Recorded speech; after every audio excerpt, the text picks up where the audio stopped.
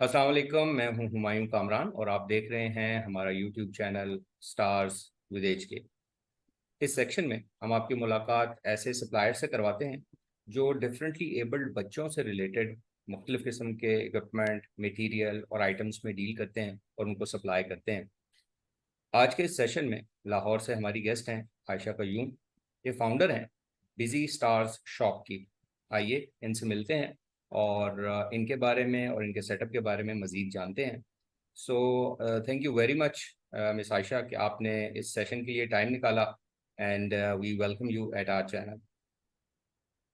Thank you so much, sir, for having me and inviting me and doing this amazing work, which is really much needed work for special needs and all the peoples in the special needs community.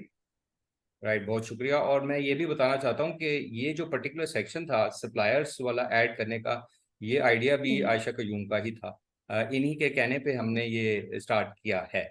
तो ये भी बताना Thank ज़रूरी you है so कि much, sir, credit for that. इनको भी जाता है इस चीज़ का। तो मिस आयशा कयूम, हम सबसे पहले ये जानना चाहेंगे कि इस सेटअप को बनाने का ख्याल कैसे आया और क्यों आया, और कुछ थोड़ा सा अपने बारे में थोड़ा सा तारुफ कराएं तो फिर हम इसको आगे लेके चलते Exactly, sir. I am a special mother actually. मेरा बेटा है डाउन सिंड्रोम ऑटिस्टिक और जब अपना जर्नी हमने स्टार्ट किया था उस वक्त काफ़ी ज़्यादा प्रॉब्लम हुई थी मुझे ये कि मटेरियल को ढूंढने में, क्योंकि उस वक्त ऑनलाइन शॉप्स वगैरह नहीं होती थी। ही इज़ माशाल्लाह 12 इयर्स ओल्ड नाउ, मीन्स काफ़ी अर्सा पहले की ये बात है जब ऑनलाइन इतनी ज़्यादा नहीं अवेलेबल होती थी। तो तब मुझे काफ़ी मुश्किल हुई थी इस चीज़ को सर्च करने में, टॉयज़ भी और एक्टिविटीज़ और बुक्स से रिलेटेड जितने भी स्टफ है इनके लिए स्पेशली जो स्पेशल नीड्स के लिए होता है वो नहीं मिलता था।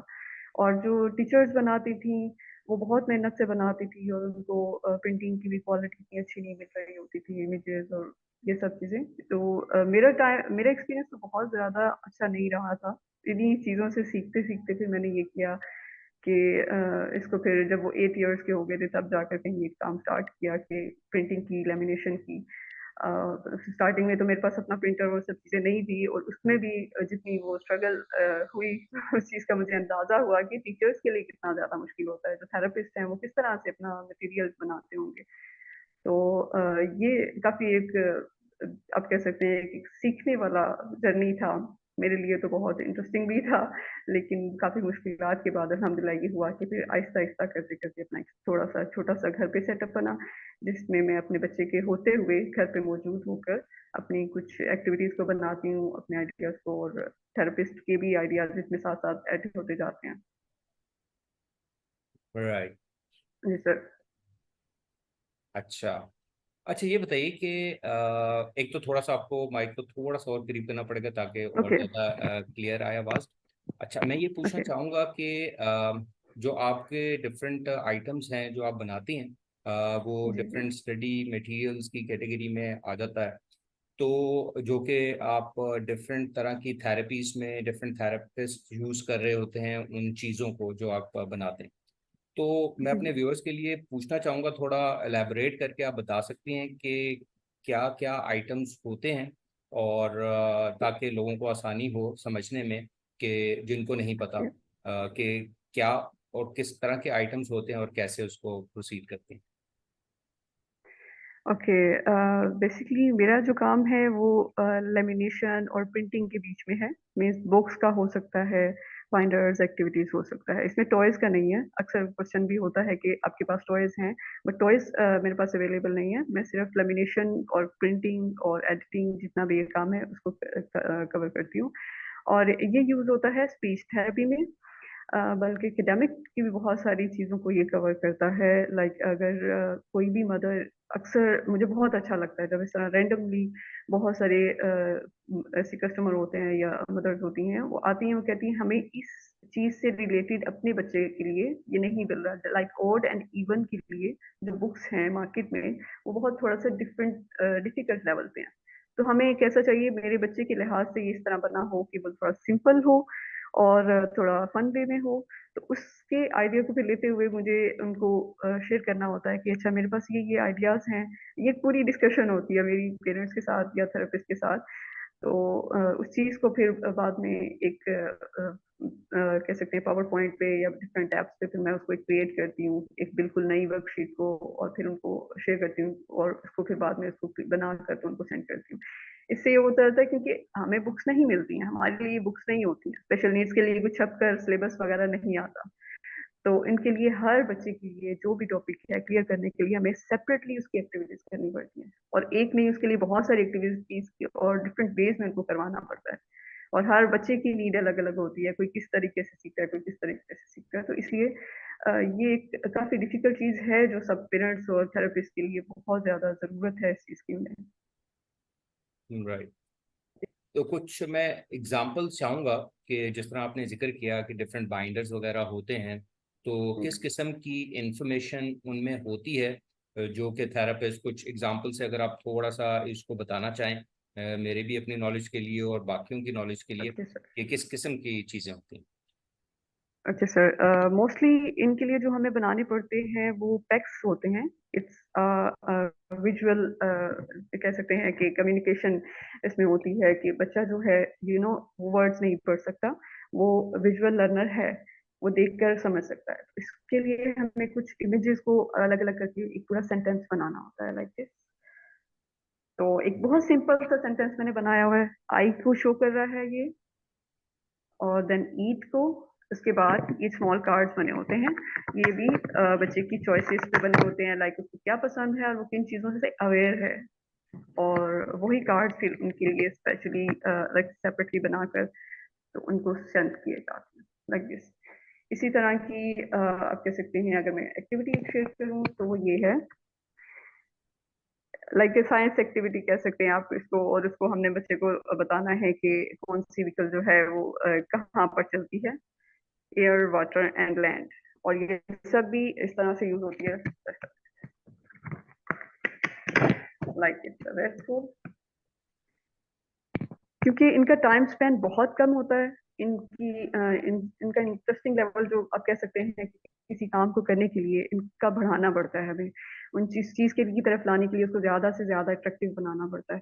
इसलिए हम इसको कुछ इस तरह से बनाते हैं ताकि ये बच्चा थोड़ी देर के लिए इस चीज के साथ खेलता रहे और उसको सीखता रहे। क्योंकि अगर पेपर वर्क का सब स्पेशल नीड्स जो हैं, बहुत सारे स्पेशल नीड्स जो हैं वो पेपर वर्क का इसके साथ काम नहीं करते, वो टेयर कर देते हैं बुक्स को, तो उनके लिए हमें लेमिनेटेड स्टफ ही रखना पड़ता है।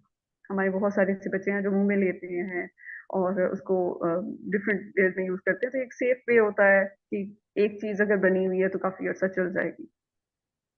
राइट। Yes sir. अच्छा, आप जो डिफरेंट जो मटेरियल डिज़ाइन करते हैं अकॉर्डिंग टू द डिस्कशन जो होती है आपकी पेरेंट्स से या थेरेपिस्ट से, उसके बाद ओके। हर बच्चे की यूनिक रिक्वायरमेंट के हिसाब से उसको थोड़ा मॉडिफाई किया जाता है। एग्जैक्टली। तो मैं ये भी पूछना चाहूँगा कि जो एज ग्रुप है जिस पे ये सारी चीज़ें आपकी जो रिलेटेड हैं वो अप्लाई होती हैं, वो एज ग्रुप क्या है कि कहाँ से कहाँ तक के बच्चे को एज वाइज इन चीज़ों की ज़रूरत पड़ती है। ओके सर, जैसे ही बच्चा थोड़ा सीखना और चीज़ों को यूज़ करना सीख ले, मेरा ख्याल है कि जितना जल्दी शुरू किया जाए उतना बेहतर है। तो इसमें मिनिमम तो हमारे पास 4 इयर्स भी होते हैं, 3 इयर्स की मदर्स ने भी, 3 इयर्स की बच्चों की भी मदर्स ने लिया है, कुछ होम स्कूलिंग की, स्पेशल नीड्स के अलावा भी होम स्कूलिंग की भी मदर्स हैं जो ये सामान लेती हैं, लाइक वो घर में सिखाना चाहती हैं स्कूल से पहले बच्चों को कि ये है बेसिक चीज़ें। तो जो बच्चा यूज़ कर सकता है वो बहुत अर्ली एज से स्टार्ट करवा देते हैं। और इसमें लिमिट नहीं है मेरा ख्याल है कोई भी, ये जस्ट डिपेंड करता है कि बच्चे को क्या सिखाना है, कौन सा टॉपिक सिखाना है और बच्चे की नीड्स कैसी हैं, तो उसके हिसाब से मेरे पास बहुत रैंडमली सब्जेक्ट्स पे बना हुआ है, बहुत रैंडमली। मैं बिल्कुल भी इस तरह से, समटाइम्स पेरेंट्स पूछते हैं कि इस एज से इस एज तक का पैक है बना हुआ, तो वो मेरे पास इस तरह से नहीं होता, क्योंकि मेरे पास बहुत रैंडम एक्टिविटीज आई हैं। कुछ ने कहा कि सीबीसी मेरे पास होनी चाहिए एक्टिविटी, कुछ ने कहा विजुअल एक्टिविटी होनी चाहिए, मिक्सचर सा बना हुआ है मेरे पास। तो जब भी डिस्कशन होती है फिर चीज क्लियर कर ली जाती है, पहले ही बताया जाता है कि मेरे पास ये अवेलेबल है, ये अगर नहीं है तो मैं इसको क्रिएट कर सकती हूँ। तो एज ग्रुप का आई थिंक इसमें नहीं है, सीखने वाले बच्चे की रिक्वायरमेंट पे है कि वो उसको कौन सा टॉपिक चाहिए, उस टॉपिक को फिर हम क्रिएट कर सकते हैं। हम्म। Yes sir. ओके। ये भी बताइए कि आपका जो बेस है वो तो लाहौर है, जी। लेकिन आप दूसरी शहरों में भी अपना जो मटेरियल है वो सप्लाई करती हैं। और दूसरा ये बताइए कि हमारे व्यूअर्स के लिए कि ऑनलाइन अवेलेबिलिटी भी है आपकी कांटेक्ट की भी, और एज अ सप्लायर आप ऑनलाइन भी अवेलेबल हैं? ओके।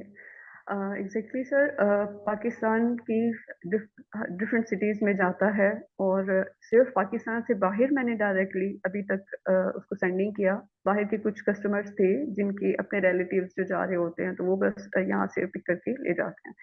बट पाकिस्तान के अंदर अल्हम्दुलिल्लाह जिस भी सिटी में बहुत डिफरेंट नाम भी थे जो मैंने सुने नहीं थे, उन वहाँ तक भी फिर मैंने भिजवाया था, और वो पोस्ट ऑफिस की सर्विस को मैं यूज़ कर रही थी। और बाकी कुछ और भी प्राइवेट सर्विसेज होती हैं, वो फिर इस चीज़ पे भी हम डिस्कस कर लेते हैं कि अगर अर्जेंटली चाहिए तो टीसीएस एंड अदर सर्विसेज हैं प्राइवेट। अदरवाइज जो नॉर्मली मैं सेंड करती हूँ वो पाक पोस्ट के थ्रू सेंड करती हूँ, वो पूरे पाकिस्तान में जाता है। राइट। पाकिस्तान पोस्ट जी सर। से शायद सबसे इकोनॉमिकल है जाना। और एग्जैक्टली। वैसे भी जो आप डिफरेंट चीज़ें भेजती होंगी डिपेंडिंग ऑन वेट और वॉल्यूम, उसके डिफरेंट एग्जैक्टली रेट्स हो एग्जैक्टली सकते हैं जो कि आपको डिस्कस करने पड़ेंगे। एग्जैक्टली सर, ये इसी तरह से कुछ हुआ था कि स्टार्टिंग में मुझे इसके लिए एज अ मदर जब मैंने अपने घर से ये काम शुरू किया था, तो मेरे लिए बहुत मुश्किल हुई थी बहुत सारी चीजें कि मैं ये कहाँ से लूँ, वो कहाँ से लूँ, ये शीट्स कहाँ से मिलनी चाहिए। तो ये एक स्ट्रगलिंग पार्ट था, साथ साथ मेरे लिए डिलीवरी का बहुत एक टास्क था बड़ा कि ये मैं किस तरह से कवर करूँ, क्योंकि शुरू मैंने टीसीएस वगैरह से किया था और वो बहुत एक्सपेंसिव था। वो 1 kg से अब बहुत ज्यादा, इतना कि वो एक्टिविटी से ज्यादा उसके चार्जेस हो रहे थे। तो शुक्र है उसके बाद मुझे पता चला कि अल्हम्दुलिल्लाह पाकिस्तान पोस्ट ऑफिस जो है वो काम कर रहा है। तो अ, उसकी वजह से मेरे लिए बाद में आसानी होगी, लेकिन मुझे शुरू में ये इस चीज़ का नहीं था पता कि कौन सी सर्विस ज़्यादा बेटर रहेगी। तो राइट। ये शुरू की ही थोड़ी सी स्ट्रगल थी। हम्म। Yes sir. अच्छा, एक चीज़ और बताइए कि नॉर्मली हम क्या कह सकते हैं कि आप लाहौर में हैं तो मैक्सिमम आपको अगर पाकिस्तान के अंदर भिजवाना है तो कराची है सबसे, या कोयटा है सबसे दूर। तो दूर। इसको नॉर्मली कितने दिन लग जाते हैं एज अ, मतलब आपके पास से जब रेडी हो और वहां तक पहुंचने में कस्टमर को आप नॉर्मली कितना बताती हैं? सर उनको 3 डेज का मैं बताती हूँ। कराची का जो है वो अक्सर 3 to 4 डेज और मैक्सिमम 5 डेज भी लग जाते हैं। इसमें उनको फिर पहले से बताया जाता है कि अक्सर ऐसा हो भी जाता है। और क्योंकि इनके साथ मेरी अल्हम्दुलिल्लाह अभी तक तो बहुत सेफ रहा है। बट एक बार तो काफी ज्यादा डिले हो गया था। उसके लिए फिर उनकी एक ट्रैकिंग वो है, नंबर्स उसमें ऐड करते हैं, उनके साथ कंप्लेन वगैरह का वो सब सिस्टम है अल्हम्दुलिल्लाह कि वो सेफ्टी फिर उन्हें मिल गया था। बट मैक्सिमम अगर लगा होगा तो वो हफ्ता होगा। बीच में कुछ कंडीशंस की वजह से, लाइक अगर बहुत ज्यादा बारिश हो गई है या कुछ भी, अदरवाइज 3 to 4 डेज नॉर्मली पहुंच जाता अच्छा, खैर वो एक्सेप्शनल ऐसा केस हो ही सकता है है। एग्जैक्टली। जिसमें थोड़ा एबनॉर्मल डिले हो जाए। अच्छा, एक एग्जैक्टली। चीज और बताइए, जो पेरेंट्स भी पूछते होंगे कि आप जो चीजें बनाती हैं वो मटेरियल वाइज उनकी ड्यूरेबिलिटी कैसी होती है, आपको फीडबैक भी मिलता होगा।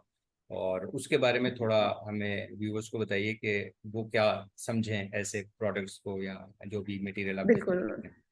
बिल्कुल सर। बिल्कुल, अगर हम पेपर बुक लेंगे तो वो ज़्यादा अरसा नहीं चल सकती है। अगर वो अलग बात है कि अगर कुछ बच्चे केयर नहीं करते, बट हमें पता है कि स्पेशल नीड्स में मैक्सिमम जो बच्चे हैं वो पेपर को ठीक से यूज़ नहीं कर सकते। तो उनके लिए सेफ जो सबसे ज़्यादा ज़्यादा ड्यूरेबल है वो लेमिनेशन है। वो लेमिनेशन शीट को वो काफ़ी अर्सा यूज़ कर सकते हैं। लाइक अगर मैं कहूँ कि कुछ एक्टिविटीज़ मैंने 8 साल पहले बनाई थी और वो अब तक मौजूद हैं और वो अब तक यूज़फुल हैं। बस अगर वेल्क्रो कहीं बहुत ज़्यादा यूज़ करने के बाद थोड़ी-सी हो गई हो, तो वेल्क्रो को चेंज किया जा सकता है। बट काफ़ी इसका है, टाइम लिमिट इसकी काफ़ी ज़्यादा है कि इसे काफ़ी देर तक यूज़ किया जा सकता है, वो टेयर नहीं होता। और बेंड वगैरह हो जाए तो वो ख़ैर है, तो वो चल जाता है उस तरह से। राइट। अच्छा, ये बताइए कि ये बिजनेस है, और बिजनेस जब आप स्टार्ट करती हैं तो डिफरेंट चैलेंजेस पेश आते हैं बंदे को, और वक्त के साथ साथ वो चेंज भी होते रहते हैं चैलेंजेस। जैसे शुरू में आपने बिल्कुल, बताया कि डिलीवरी के आपने फिर प्रोसीजर थोड़ा चेंज किया, या वो सप्लाई चेंज किया। बिल्कुल साथ-साथ आगे-आगे। बिल्कुल, तो मैं ये पूछना चाहूँगा, अभी आपको जो मुश्किलात पेश आती हैं या चैलेंजेस आते हैं, चाहे वो क्लाइंट से हों चाहे वो प्रोसीजरल हों, तो वो क्या Okay. आपको प्रॉब्लम है, या ये भी कह सकते हैं कोई शिकायत आपको अपने क्लाइंट से भी होती है, या आप क्या जी समझते सर। हैं कि उनको किन चीज़ों पे कोऑपरेट करना चाहिए आपके साथ? Exactly. First of all sir, अगर कोई भी एंटरप्रेन्योर काम कर रहा है तो उसके लिए यकीनन कोई भी हो, हम नहीं जानते कि उसके लिए कितनी मुश्किल है या कितनी मुश्किल से काम कर रहा है, उसकी चैलेंजेस क्या क्या हैं। तो वो होते हैं। अब एक एंटरप्रेन्योर बनने के बाद मैंने अल्हम्दुलिल्लाह बाकी एंटरप्रेन्योर्स के लिए मेरे लिए बहुत कदर उनकी बड़ी, और उनके साथ मेरी बड़ी ओपनली डिस्कशन होती है। हमारी स्पेशल मदर्स में भी आपस में इस चीज़ में होती है, जो कारोबारी ख़वातीन हैं, अपने बच्चों के साथ इस चीज़ को हैंडल कर रही हैं। यकीनन नॉर्मल मदर्स के लिए भी मुश्किल है और नॉर्मल लोगों के लिए भी बहुत मुश्किल है। बट ये चीज़ है कि अगर कोई स्पेशल नीड मदर है हमारे सामने या पेरेंट हैं, वो हमारी इस परेशानियों को ज़्यादा बेहतर समझ सकते हैं कि हमारे लिए ये एक बिल्कुल इतना आसान नहीं होगा कि हमने जितने में बाय किया उतने में ही सेल करना होगा। तो एक प्राइसिंग में तो काफ़ी ज़्यादा अभी भी चलता है यहाँ पर। लेकिन अल्हम्दुलिल्लाह बहुत सपोर्ट भी मिली मुझे अपनी स्पेशल नीड्स कम्युनिटी से। उन्होंने बहुत सपोर्ट किया कि उनको फिर मैं शेयर कर देती हूँ कि ये किस तरह से मेरे लिए मुश्किल था। पहले क्या रेट्स थे और अब तो स्टेशनरी के क्या रेट्स हैं। तो यकीनन ये एक एक्सपेंसिव चीज़ है। इस चीज़ को मैं खुद भी मानती हूँ, इस चीज़ को एक्सेप्ट भी कर रही होती हूँ। उनको भी बताती इस बारे में कि ये एक एक्सपेंसिव चीज़ है, बट अपने बच्चे के लिए मेरे पास कुछ पेरेंट्स ऐसे थे जो इतना अफ़ोर्ड नहीं करते थे, बट उनका मंथली जो था वो 1000 था ओनली। बट फिर भी माइक को वो थोड़ा आप इस अगर चीज़ पास में। कर लें तो आवाज़ ज़्यादा दिख रही है। ओके, हाँ, क्लियर है सर? जी, जी। ओके सर, कुछ ऐसे पेरेंट्स थे जो इतना अफोर्ड नहीं कर सकते थे। लाइक उनका उन्होंने बताया कि उनका जस्ट मंथली 1000 है। तो उसी के अंदर फिर वो जितनी ले पा रहे थे उतनी एक्टिविटीज ले रहे थे। मैं अपनी पूरी कोशिश करती हूँ उस चीज़ में भी।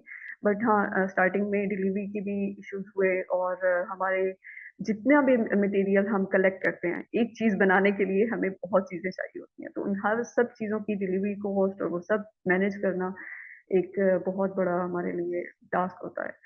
तो इस चीज़ में बस हमें सपोर्ट किया करें कि we are not doing this only for business. ये अब हमारा शौक होता है। शौक को हम हर कीमत पे पूरा कर रहे होते हैं कि चलो ये चलता रहे, चाहे हमारे लिए इसमें अर्निंग का वो ना भी बन रहा हो। तो बस ये है कि एक नरम गोशा रखें। जितनी भी मदर्स काम करती हैं, जितने भी लोग काम करते हैं, उनकी परेशानी पहले पूछें और बता सकते हैं आपके आपके लिए ये इस तरह से पॉसिबल है या नहीं। और प्राइसिंग का सबसे ज़्यादा थोड़ा-सा रहता है, बट अल्हम्दुलिल्लाह काफ़ी बेहतर है। अब काफ़ी बेहतर लोग हो गया है, काफ़ी लोग समझते हैं, बहुत सारे ग्रुप में इस चीज़ की डिस्कशन भी होती है। अदरवाइज़ बाकी जी सर। सर आपकी सॉरी। आवाज़ सर थोड़ी हाँ, जी। अगर मैं ये पूछूं कि लोगों को जब आपसे परचेज करते हैं तो उनको इकोनॉमिकल बेनिफिट भी होता है एज कंपेयर टू अगर वो किसी और डिफरेंट स्टोर्स जो बाहर के भी अवेलेबल हैं ऑनलाइन, और उनसे और आपसे जब परचेजिंग करते हैं तो क्या पेरेंट्स को इकोनॉमिकल बेनिफिट भी हो सकता एग्ज़ैक्टली सर, इकोनॉमिकल बेनिफिट हो सकता है। बट ये मैं अगर कहूँ कि बाकी सब पेरेंट्स भी अगर 2-3 और भी ऐसी शॉप्स हैं जो मैं बहुत रिस्पेक्ट करती हूँ माशाल्लाह, वो भी बहुत अच्छा काम कर रही हैं, उनके पास भी डिफरेंट वैरायटी है, मेरे पास भी। बट मेरे पास एक यूनिक पार्ट उनका ये होता है कि अगर कोई चीज़ बनी हुई नहीं और वो बनानी है, तो वो मैं बिल्कुल वेलकम करती हूँ कि आएँ और वो चीज़ फिर नई बना लेते हैं, अगर बुक्स में नहीं मिल रही, हमें ऑनलाइन नहीं मिल रही।